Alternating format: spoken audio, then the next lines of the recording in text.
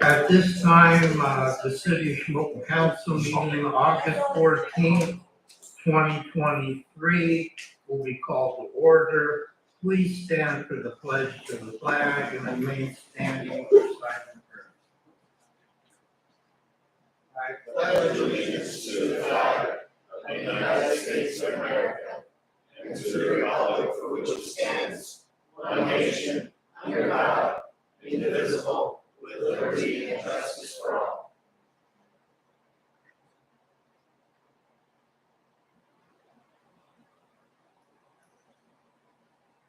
Amen.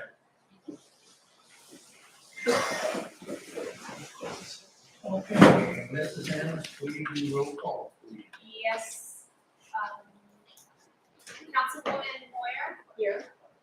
Councilwoman Krasinski? Here. Councilman Milbrand? Here. And Councilwoman Annis is here. Mayor Ulrich? Here. All present?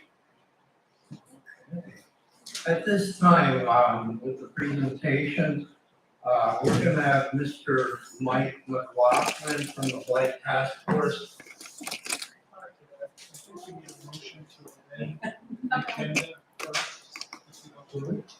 Yes. Oh, okay, I'm sorry. One moment, Say that. please. Okay. You need resolution 2306. So we need a motion to amend the agenda to add resolution 2306. Okay, at this time, can I have a motion for resolution 2306? And the, It's just a motion to add.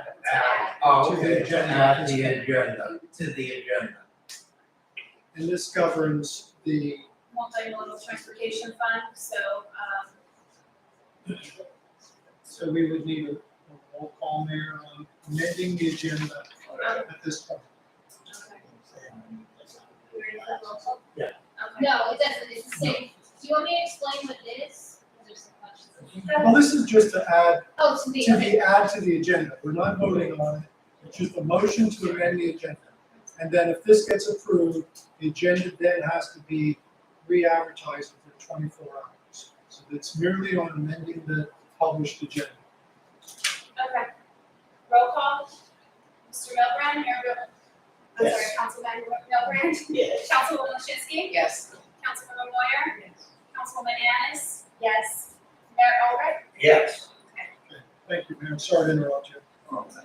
I apologize, Mr. McLaughlin. Now, would you please pledge your presentation?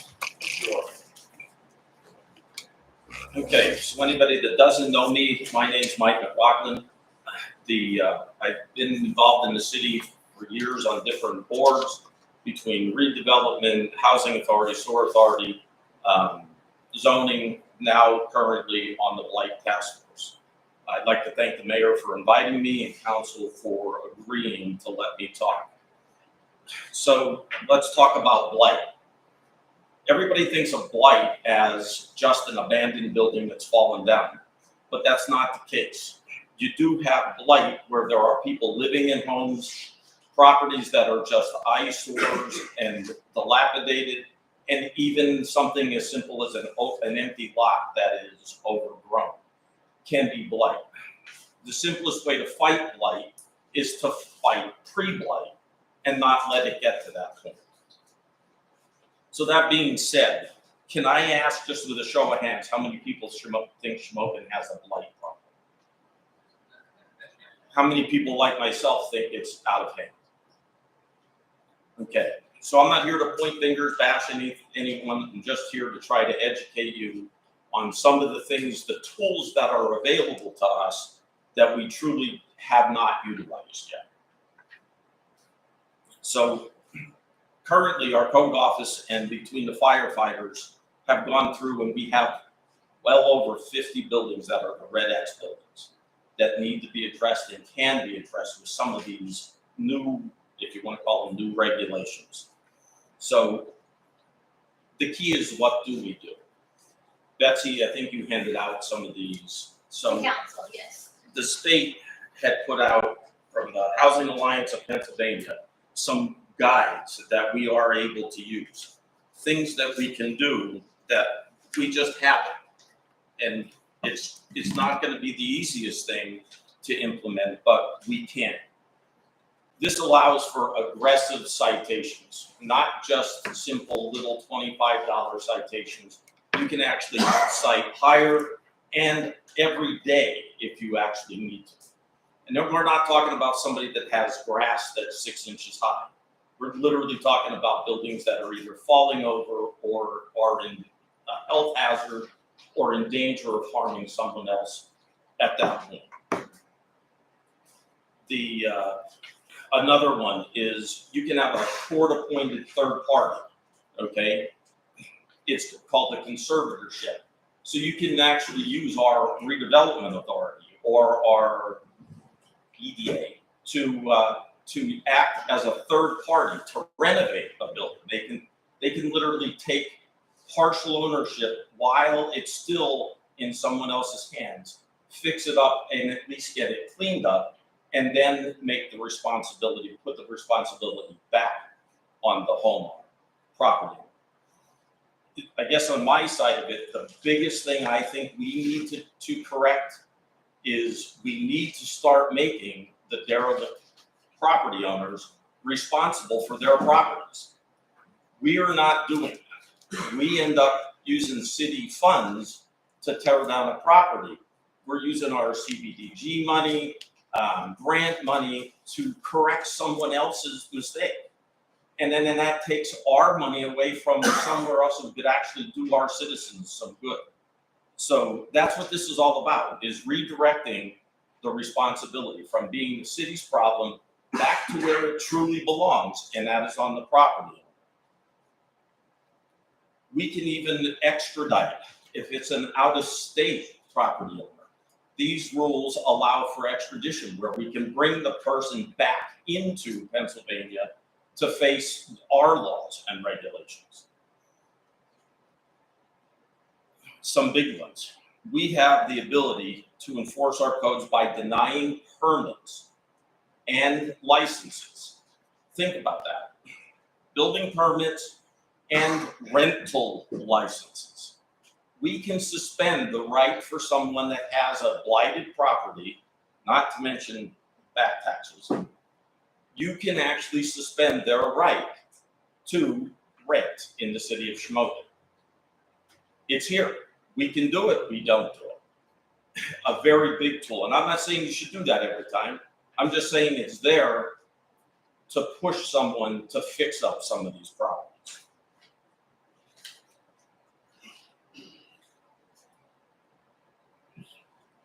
Again, it comes to where we could use a land bank. And again, that gets a little bit more complicated. I won't go much into that one, but land banks, again, are another way of trying to take some of these properties out of the property owner's hands and into someone else's that might actually do something with them. This also defines a blighted property as an abandoned property. So we don't have to wait until a property is actually fallen over. If it's abandoned and the taxes are owed on it, we can actually act prior to that. And some of the fines can be pretty healthy, including jail time.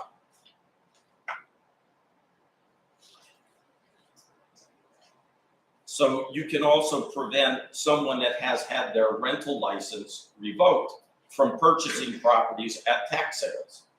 We have a huge problem, but an issue with tax sales, where we're losing these properties at the tax sales, and they're going places we don't want them to go, into hands we don't want them to go. There are ways to control some of that, and again, we just have to do it. The tools are here.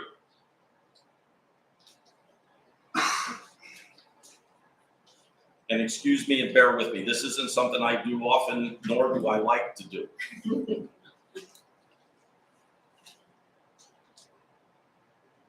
And so I'm just gonna pass on that one. The rest of them are there. Some of the other thoughts on my side that I think we need to do are, we need to get our code officer some help. just on the blighted properties, not looking at his other daily thing. There's just too much in this city currently. I'm not saying it has to be long-term, but something currently to get him some help. I wouldn't care, police officers, volunteers, someone to do paperwork, college students, anyone that could make his life a little bit easier and free up some of his time to do some of the important things. The blighted properties are most certainly something we need to do.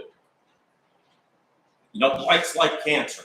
It starts in one spot, and then if not treated properly, it spreads. The city of Shamokin is in stage 4 blight right now. We need to do something. We can't keep waiting. The tools are here. Even our own code, we don't even need to go into the state code, but in our own code, we have blight reclamation and revitalization. We have nuisance properties, which just about every one of these properties falls under. We have dangerous and unfit structures. Some of those, our laws allow for $100 to $300 fines until they're notified. Then it's $100 to $300 fines per day as a separate offense. Think about that, on where that could take us. We need to force the property owner's hands to take responsibility. And we have to figure out a way to make some of the LLCs and the corporations responsible for the properties that they own. Again, I'm not looking at head hunting. I'm just looking at trying to fix a problem that we most certainly have. The Blight Task Force, which I will say is made up of some really good people. I'm not sure who all put it together. Mayor, I know it's the mayor's Blight Task Force, but you did a really good job in doing that. And it's an honor to be on it and a joy most times. My thinking is if we use some of the money, let's say half of the money we normally spend on demolition, we could put that towards active code invest in a code officer. Do something to try to get these properties back up to where they need to be. The Blight Task Force recommended to council that we try to include in our rental agreements with the Landlord-Tenant Association that the landlords are responsible for garbage and they must have at least fire or hazard insurance on the buildings, because that's another issue. We're getting left with burned out buildings. We're left with buildings that have tons of garbage. I'm not, again, looking to make anything difficult on anybody, but if it's the landlord's responsibility, it makes it easier for the code officer to go back because it's the property owner. It isn't the tenant. So this isn't something that's going to go away overnight. It's literally, it took years to get here. It's going to take years to get back to where we need to. The Blight Task Force has been brainstorming on all of this. We need your help more than anybody. We need City Council to give us the ability to, have the Chief of Police present at our meetings. Even the city solicitor for a few. It doesn't necessarily have to be every meeting, but every meeting we run into a brick wall with, we have a legal question, can we do this or how do we do it? Or we have a question on where do things stand with the chief, and we don't get answers. It might be 2 months till we get answers. We just need your help. We need you to be part of the solution. I will be at the September 5th meeting for sure. Which is absolutely wonderful, but unfortunately, I'll be on vacation. So I won't be here for that one, but at the same time, I think it's great that you'll be there. So we'll see future meetings. Okay, and I appreciate that. And I appreciate anything you can do for that. So I'm gonna just hand this, needless to say, there was a lot to go over, lots of information. I'm gonna hand this to you. This is what I wrote for my notes, and there's lots more in here. So I'm gonna give it to you so you have it. Also on here is a timeline for blighted properties that we can literally, I think anyway, we can literally get down to within 365 days, have a property has been identified and then given to the code office. Sure. Like, take these things. We have enough. I do.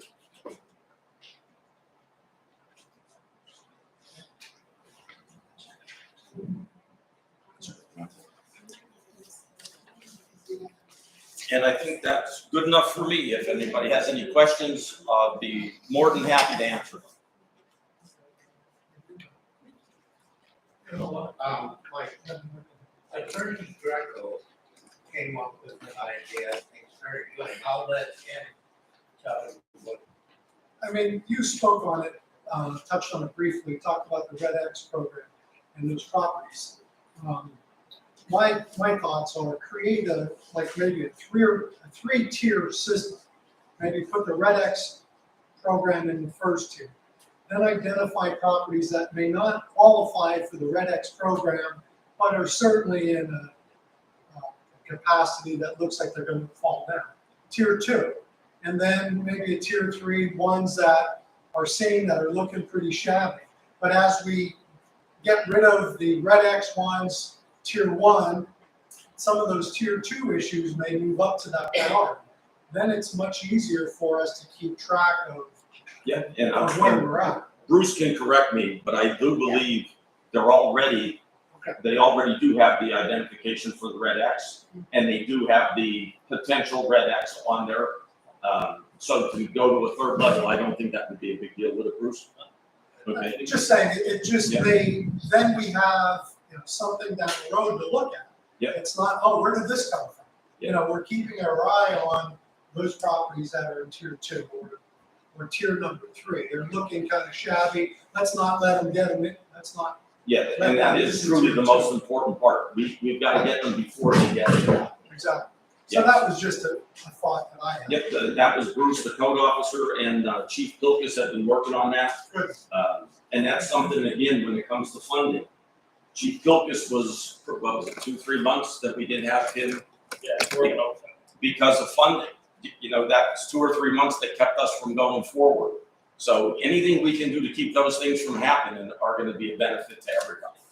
Thank you. Mike, Thank you. one more thing, Mike, and Sure. I think that talking from the councils, and at the risk of upsetting some of my very dear friends who may be serving on the redevelopment authority, I think one of the most important things that we need right now is our redevelopment authority has to step up a little bit. They really need to start getting into action here and doing some of the things that they should be doing as far as identifying just what you're saying, identifying some of these properties and taking either control of the properties or doing what the redevelopment is supposed to do. Yeah, most certainly the redevelopment authority. Rehab Yeah. and put them back on the tax roll. Yeah, most certainly. I think that rehab is always the best answer because of the tax rolls.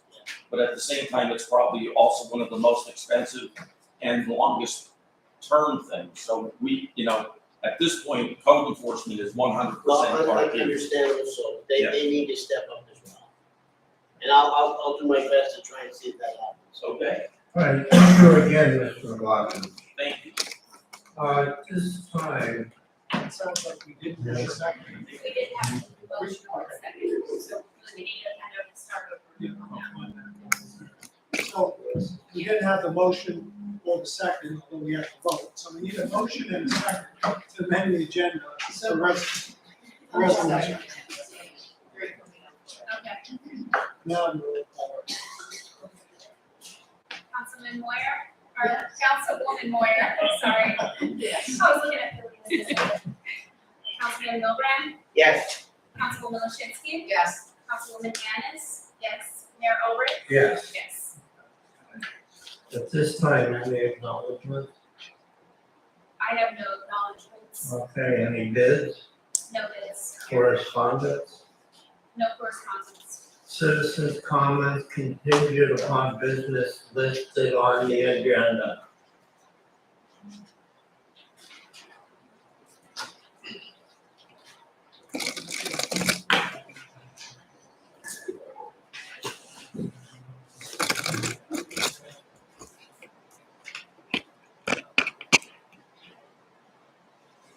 Jesse Storm, Brokers Realty.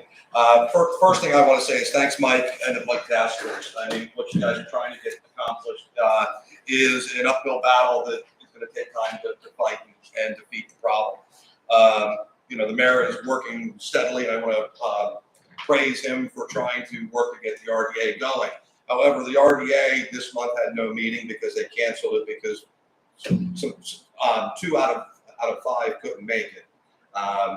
Last month, they had it during their regularly scheduled Shamokin meeting. The month before that, they had it during your regular monthly Shamokin meeting. The month before that was the only meeting I've been able to attend because I've been here. They changed the location because their meetings are 6:30. We start at 6 o'clock for our monthly meeting here on Mondays. Their meetings were scheduled for 6:30, so they moved it to the attorney's office the same day that the meeting's supposed to happen.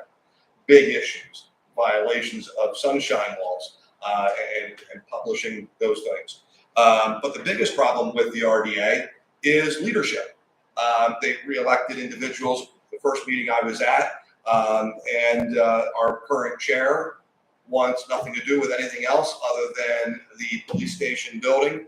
And then he really doesn't want to do that because I went around after the last meeting I attended and took pictures of grass that are as high as the 4-foot signs that say parking for this place or that place. So they don't want to do any maintenance. They don't want to do any repairs. They don't want to spend any money on anything. They're sitting with almost $400,000 in their account that could be directed to use to fight blight. The problem is the leadership there doesn't want to do anything. I was voted as assistant chair or the second in charge. However, if the chair doesn't want to do something, it's not going to get it's not getting done. So my concern is what we can do, mayor and council, to actually get motivation done and get people on that board that actually want to work hard to redevelop Shamokin. That's what it's there for. That's what that money's going into that account for that building down there to be paid for, but also to be used to stick back into Shamokin. Blight Task Force is doing a great job. They've got some really good recommendations. I think one of those recommendations that they were a little light on is putting the city out for bid for municipal trash hauling. Right now, I've counted, we've got 6 regular trash haulers in the city of Shamokin. We have enough wards where everyone could win a ward by bidding the best price on those wards, and all of those trash haulers would actually create more income for themselves, because instead of picking up 200 bags or 200 households throughout the city of Shamokin, they're going into one specific ward, picking up every home in that ward. So they're going to save and cut down on fuel costs, efficiency, trash blowing out of trucks driving around town. It would be doing so many benefits to have municipal trash service. York County has two pickups a week, and they charge the owners $27 and change every month for that trash pickup. Most of these trash companies currently, with the open pricing, are charging anywhere from $54 to $180 in some circumstances. But this is only for residential trash. Your commercial companies, your commercial businesses would still fall under a commercial policy. 3 or more units would be considered commercial. So I think we, as a council, as a city, as mayor, we need to really look hard at this. If we continue to do the same things that we've done since 1954, we're going to continue to get the same changes and same effectiveness since 1954, and that's absolutely nothing. We need to look out of the box and make some of these changes. Again, identifying properties for Blight Task Force is definitely a great idea, and I would love if the 2 committees, with the RDA and the Blight Task Force, could get together as a joint meeting, go over the properties that you're identifying, see what can be going on, and put these out for quotes. Put them out for quotes to see about tearing down some properties, but also rehabbing as much as we can. So, I mean, I would ask the mayor if you can grant me a few more minutes to finish up with the Blight Task Force here on this topic, if you would. Can you come back at the end? Sure. Okay, thank you.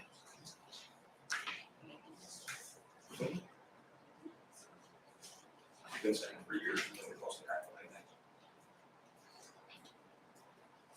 Joe Lashinsky, 518 East Pine Street. Just some 3 quick questions. Number 6, the motion. Pull that microphone down a little, please. Thank you. All right. Number 6, the Sabre Go Shamokin Halloween Parade. I know in the past, the rules were nobody running for a political office is allowed to promote their candidacy in the parade. Is that still staying in effect?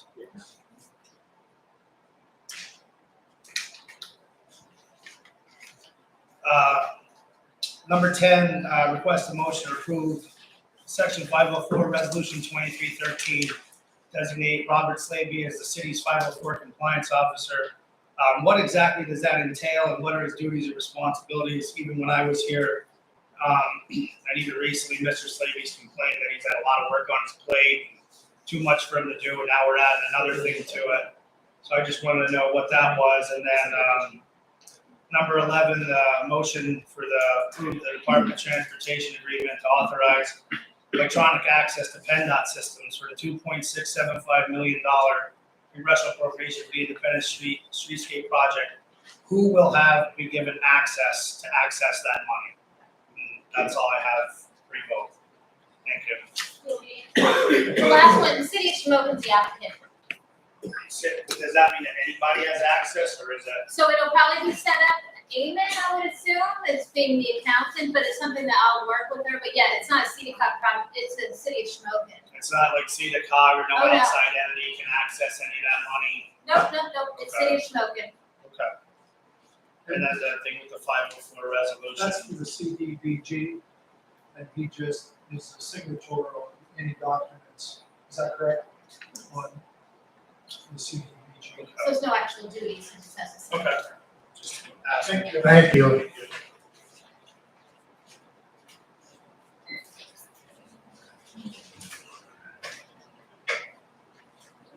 Under minutes.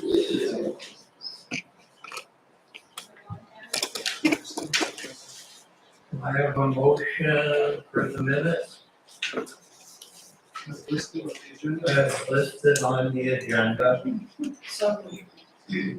Second. Anything on the question?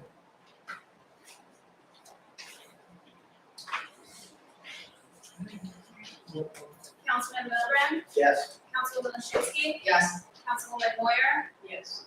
Councilwoman Annis, yes, Mayor Ulrich. Yes, Motion Okay. passes. thank you. May I have a motion to approve the bills from July 2023 as listed on the bill list? So moved. Anything on the question? Councilwoman Milburn, Yes. Councilwoman Shansky, Yes.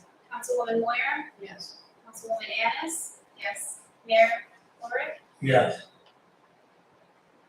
Okay, under director's report, accounts and finance. I do not have a report this month, Mayor. I will Okay. have, I will have 2 reports for next month's meeting. All right. Parks and public buildings. No, I don't have. All right.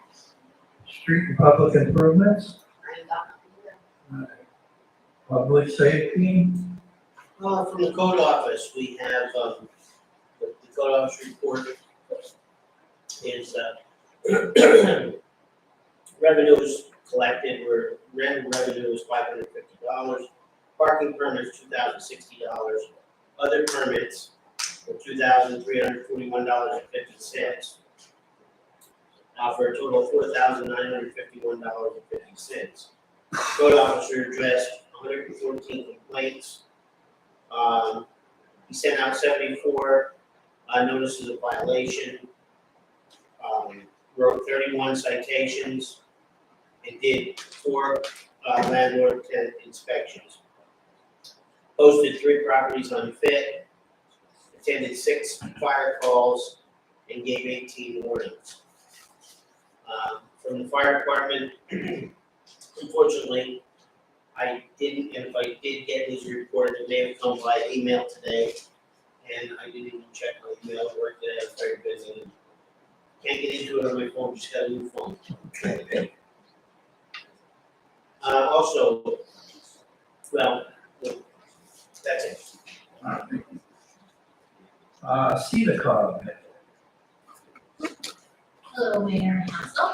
First of all, an explanation for the resolution that you're gonna be approving hopefully later on in the meeting. That is for the CFA multimodal grant application. I applied for it last year. It's the only grant we actually weren't successful with last year. And I reached out to the funding source and I asked them to review and let us know what we could do to potentially, be able to apply this year. And they highly encourage us to apply again, not to change the budget at all, just to get a little bit more legislative support, which I did. I got some more letters, and I applied everything. I used the resolution from last year since it's the same amount of money, but they do want one dated for this year. So that is what you'll be hopefully approving tonight. It's just for the CFA multimodal. It's just under $2 million. And that grant is also for Independence Street, in addition to the $2.675 million from Congressman Muser. So, also from my report, so we were successful with the EPA RLF, which is a revolving loan fund. CEDACOG was the applicant. We did receive $1 million, and I requested half of that to go towards Shamokin. So what we're working on is internal documents. I will provide those hopefully by the end of the year. We'd like to see money out actually for the developers and property owners by the beginning of the year. That money can be used for remediation of any kind of environmental issues, including lead paint, asbestos, or beyond. If you ever have any questions on any of this, please reach out to me. Happy to answer any questions. I was at Detroit all last week for EPA conferences, and we were one of 12 to get this grant, so that's pretty tremendous. Also, I'm working right now for a $500,000 EPA brownfield job training grant. This grant is specifically for communities that have actual brownfields, which we can justify. It also is for communities that have high unemployment and high underemployment. So I'm working on this. Hopefully we'll get it funded for next year, but we'll be able to help people get certified to get some nice paying jobs. So that's something I'm working on. I'll keep you posted. For the American Legion building, both Senator Casey and Senator Fetterman's office put in for funding to help with your American Legion building. If we are successful, we will not see that money for at least a year though. That could be a while. The Safe Streets for All grant, that should be kicked off by October 1st, so that's to do an action plan for, to make your streets safer, also integrating in your four-wheelers in the area, but also what we're really trying to do is get some biking safety, integrate all modes of transportation from pedestrian, biking, ATVs, so on. Does anybody have any questions? All right, thank you. Thank you. Chief Cycle. Nope, not me yet, sorry. Oh. Oh, sorry, Oh, she told me. sorry. Go ahead, Chief. Thank you. First, I apologize for my tardiness. I was on a call, that's why I was running late. Real quick, juvenile petitions were 3, criminal complaints were 44, non-traffic 14, traffic citations 30, 2 traffic warnings, 294 parking tickets, 1 parking citation, 213 sweeper tickets, 11 code tickets. Total amount of calls was 2,165 with 4,706 miles logged. Also, to the officers doing our abandoned vehicles, they've been doing very well getting vehicles moved, several last week and the week before, so that's great. Also, I wanted to pass on, Officer Jenkins was accepted and successfully passed his training to become a field training officer for the department. And this past weekend, 2 weekends ago, 4 officers attended a training session in Jersey Shore, which was sponsored by the Terrorism Task Force. There was no charge to us.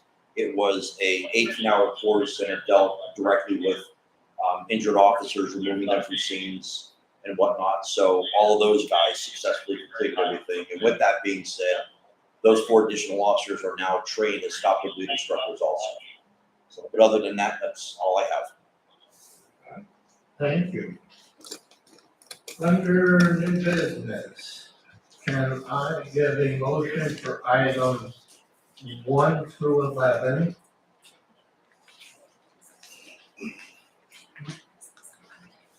As listed on the agenda.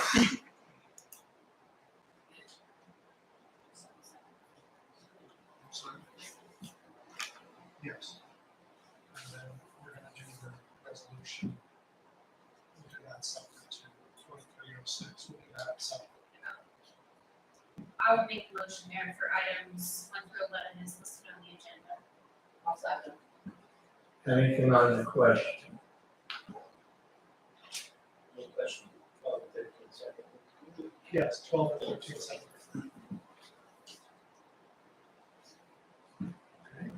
Councilman Milburn, Yes. Councilwoman Lishansky, Yes. Councilwoman Moyer, Yes. Councilwoman Annis, yes, Mayor Ulrich, Yes. motion's on pass.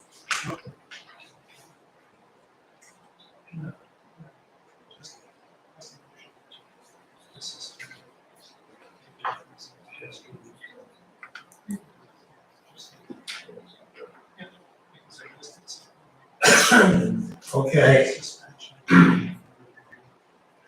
at this time, item 12, I request a motion for indefinite suspension for Stephen Jeffries until, Pending further review. yeah, So moved. second. I'll second it. Anything on the question? Councilman Milburn, Yes. Councilwoman Lishansky, No. Councilwoman Moyer, Yes. Councilwoman Annis, yes, Mayor Ulrich, Yes.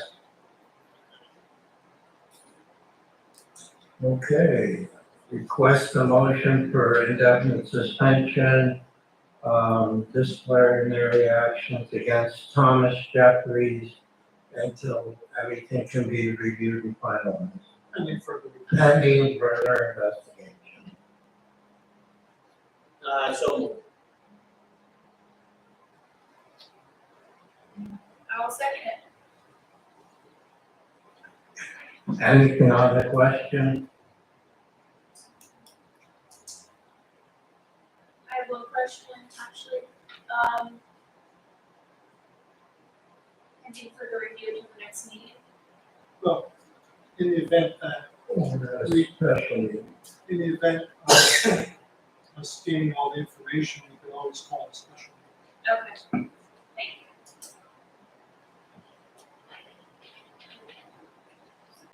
Sorry. Councilwoman Milburn? Yes. Sorry. Councilwoman Lishansky, No. Councilwoman Moyer, Yes. Councilwoman Annis, yes. Mayor Ulrich, yes. or yes, no, no. So item number 14, per the amended agenda, would be a request a motion to approve resolution 23-06 for the multimodal transportation fund grant in the amount of $1,971,275 from the Commonwealth Financing Authority to be used for the Independent Street Improvement Project. Be further resolved that the applicant is hereby designate Robert Slavy, City Administrator, and Richard Ulrich, Shamokin Mayor, as the officials to execute all documents and agreements between the City of Shamokin and the Commonwealth Financing Authority to facilitate and assist in obtaining the requested grant. I, Richard Ulrich, duly qualified mayor of the City of Shamokin, Macomb County, PA, hereby certify that the foregoing is a true and correct copy of the resolution, duly reflects the majority vote in the City Council at a regular meeting held August 14, 2023, and then said resolution will be recorded in the minutes of City of Shamokin. So we would need a motion to approve that resolution. So. Anything on the question? Councilman Milburn, Yes. Councilwoman Lishansky, Yes. Councilwoman Moyer, Yes. Councilwoman Annis, yes, Mayor Milburn, or, sorry, Mayor Ulrich, Yes. I never do this, so. Okay, anything on your unfinished business? Boards and committees? Solicitor report? Nothing at this time. Anything under announcements? Well, yes. Oh, citizens comment, I apologize. Citizens comments.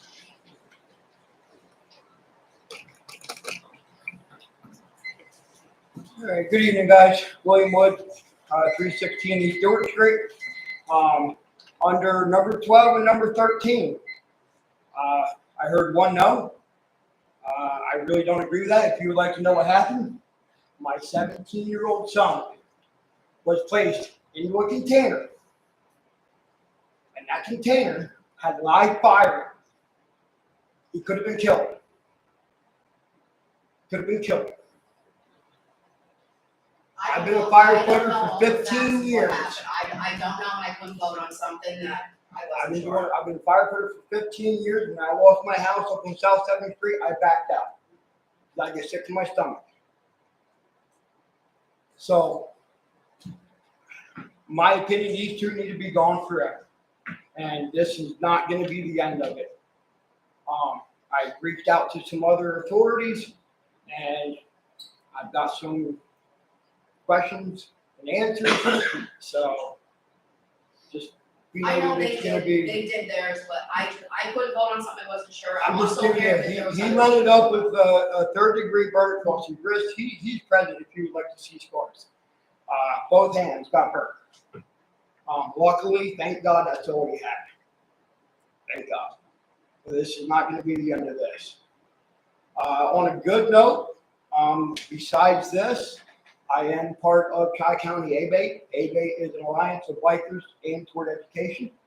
So if you want to get in with AOAA, anything we can do for off-road, on-road, to reach out to me. I'm sure we can get a couple other guys to help out.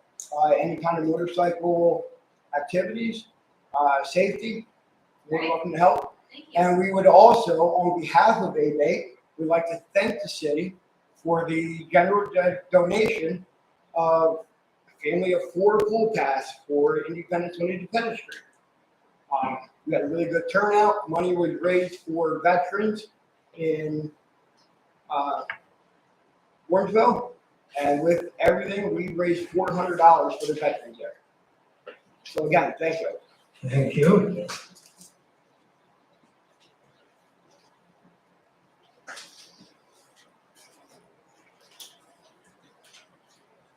I didn't want to jump in front of anybody else if they had something to say. But, you know, continuing on from where I was before, I think it's vital for the mayor to take action in regards to the chair for the RDA, so that way it can actually sit down.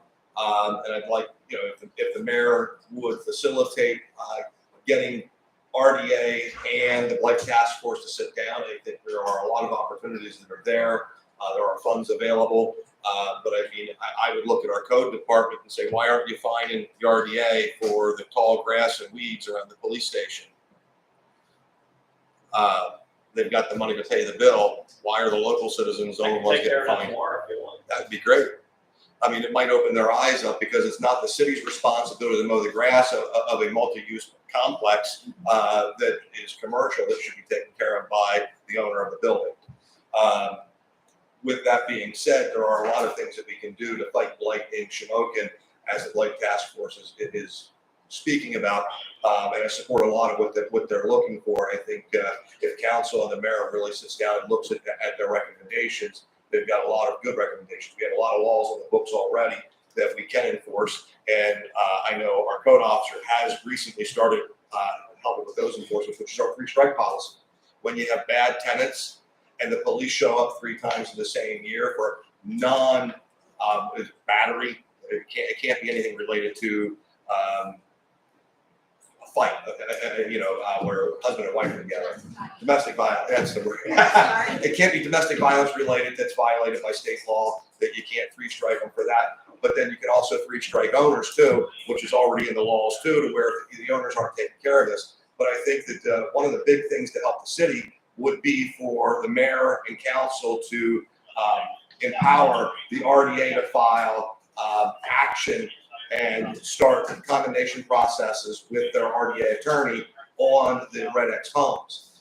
If we start working through that condemnation process and we have the funds there available, owners will have to pay attention because they're going to have to appear in court. And if we start maintaining those properties and cutting the grass and doing the maintenance, we do have the right to take those homes also. Pennsylvania reduced that time frame drastically down a couple of years ago to 1 year. So if we're maintaining a house and an owner's not coming around for 1 year, we have the ability to take it by eminent domain. So there are things and laws on the books that we can use to really help this along. So that's all I've got. Thank you very much. Thank you. Okay, at this time,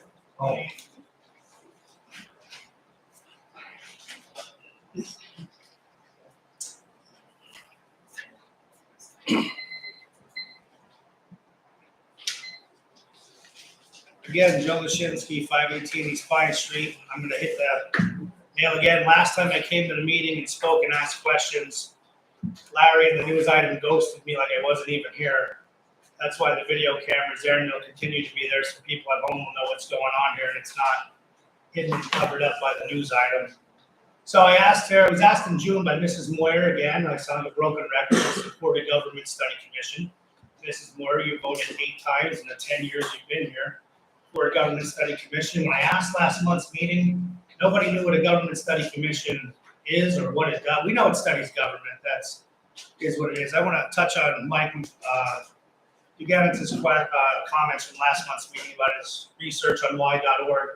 I also found some interesting information about home rule on y.org, and hopefully that'll be on the billboards come October, leading into the election.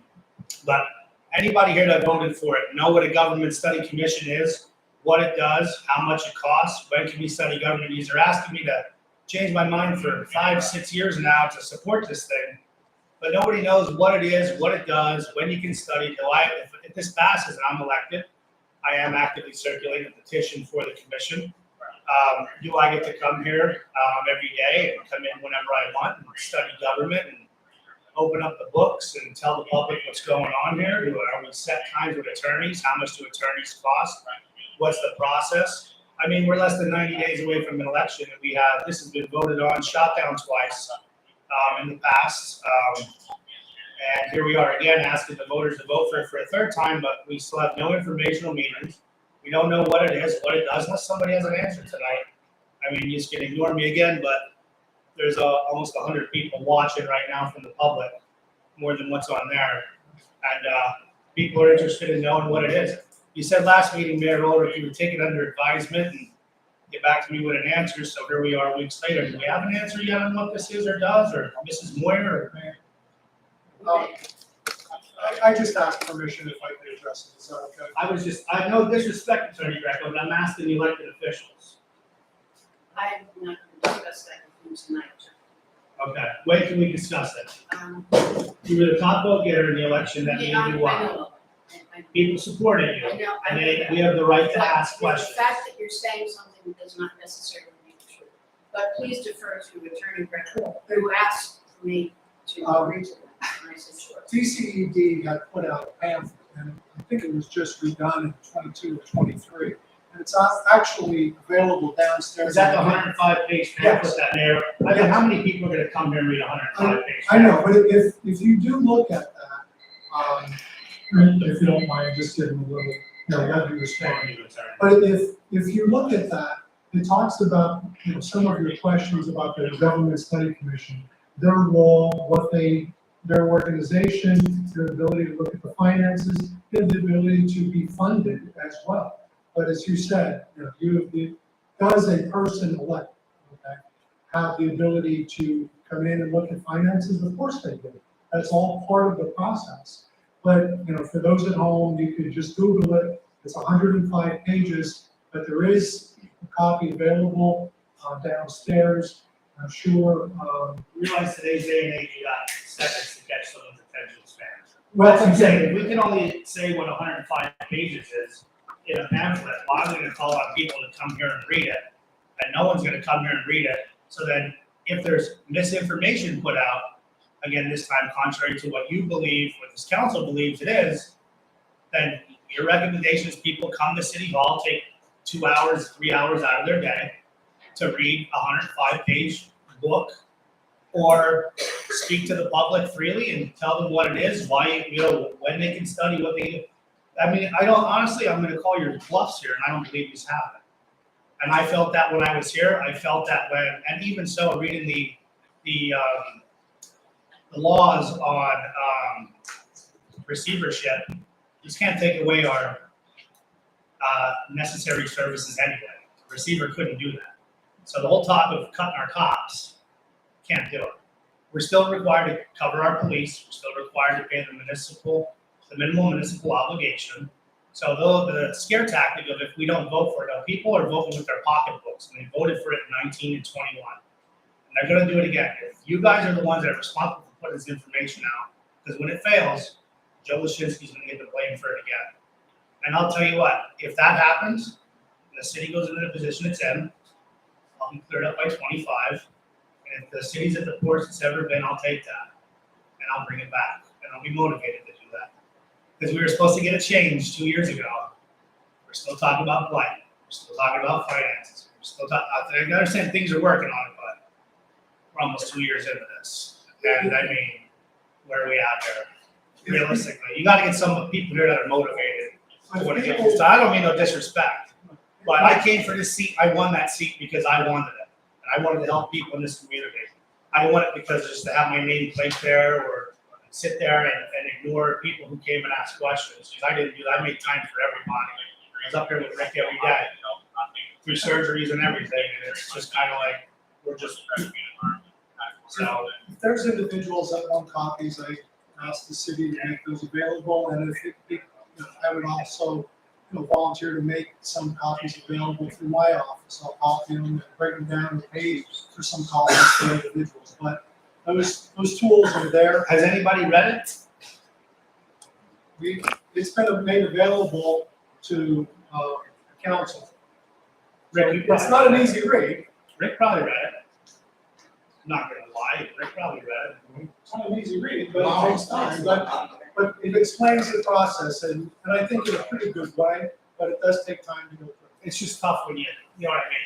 When you have questions about serious topics that involve the future of the city, some people you just can't get answers for. I read it. You can call me. I've talked to the city of Harrisburg today about their receivership. I've talked to municipalities all over the state that were in government study.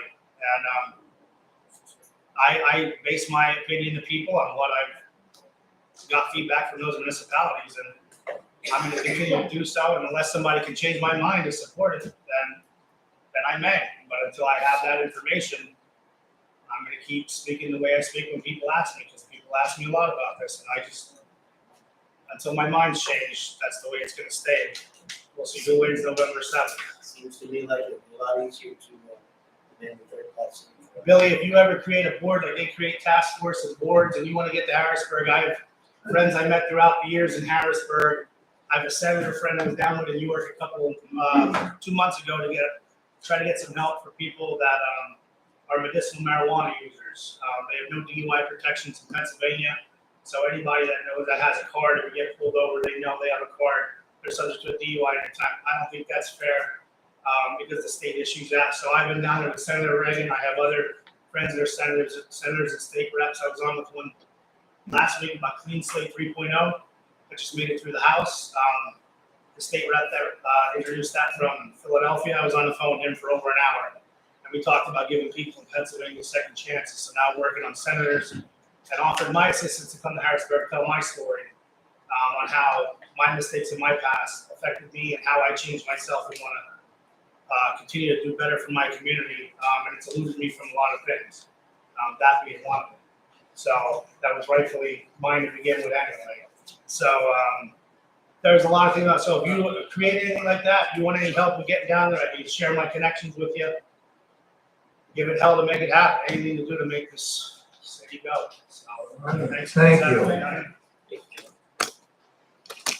Any announcements? Motion to adjourn? So, second.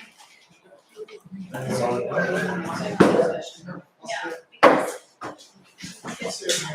because